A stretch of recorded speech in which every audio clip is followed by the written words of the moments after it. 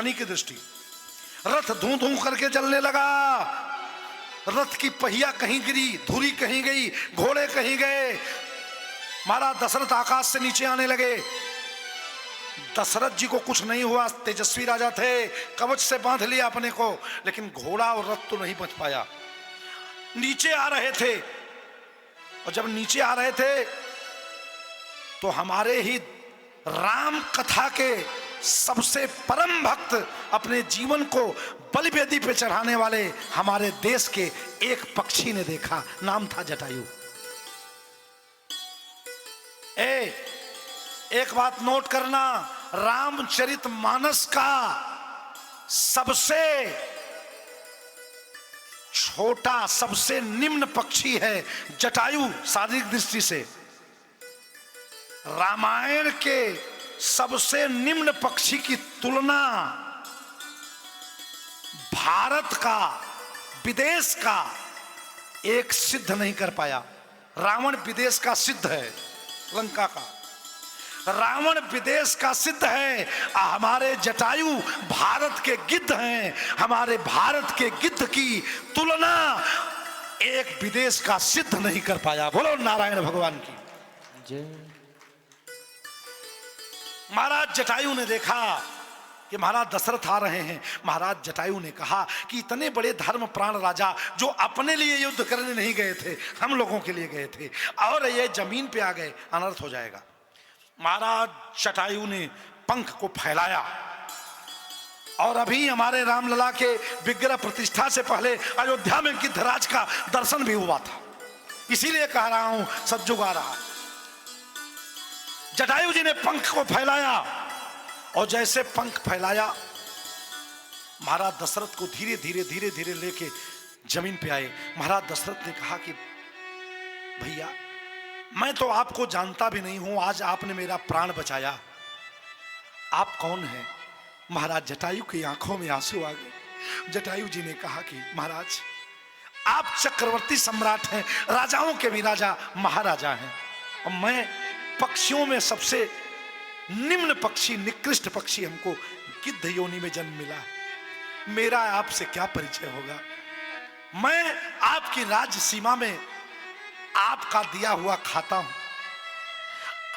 आपके संरक्षण में पूरी धरती पर आपका राज्य है। इतनी सहायता करना इस शरीर से जितना हो पाता है, मैंने क्या आपका किया? आप तो सबके रक्षक हो। महाराज दशरथ ने कहा कि जटायु, जो आपने काम किया है एक काम मित्र ही कर सकता है, इसलिए हे जटायु, आज से हमको अपना मित्र मान लो।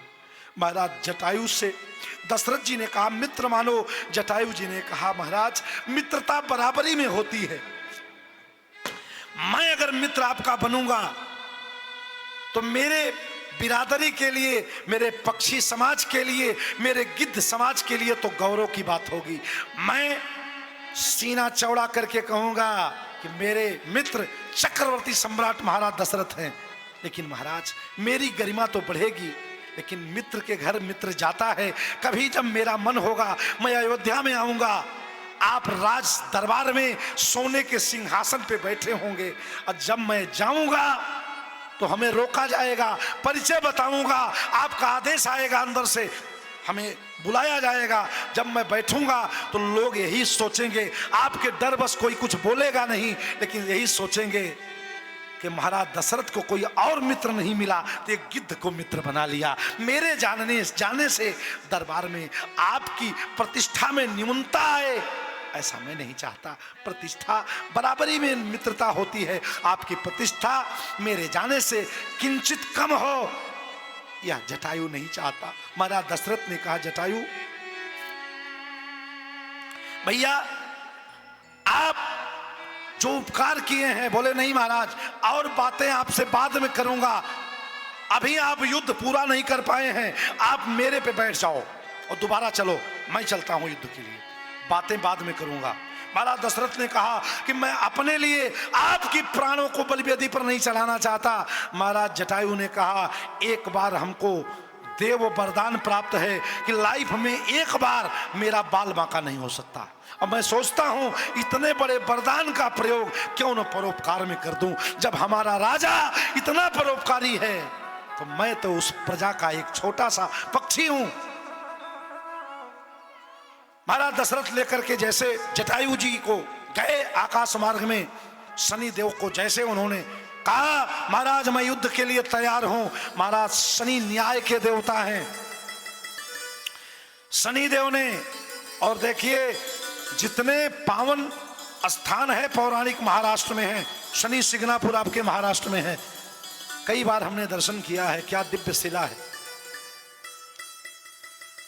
आज भी वहां ताला नहीं लगता, वहां के न्याय देवता हैं हमारे शनि देव।